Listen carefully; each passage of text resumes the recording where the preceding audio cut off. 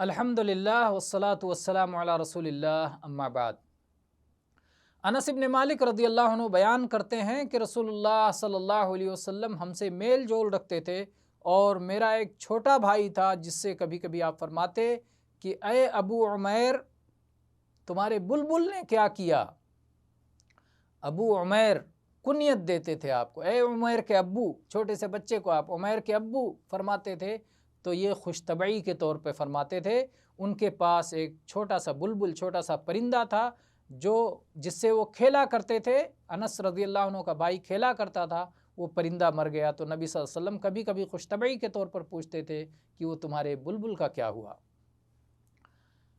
اس حدیث میں بہت ساری باتیں اس حدیث سے معلوم ہوتی ہیں۔ نبی کریم صلی اللہ علیہ وسلم کی خوش طبعی مقصود ہے، بتانا مقصود ہے۔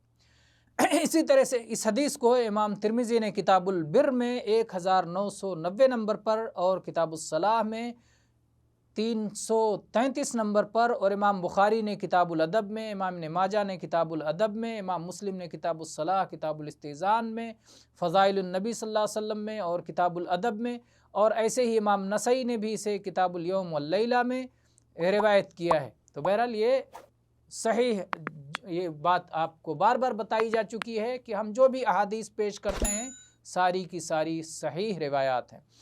واللہ تعالی اعلم، والحمد للہ رب العالمین، وصلی اللہ علی نبینا وسلم۔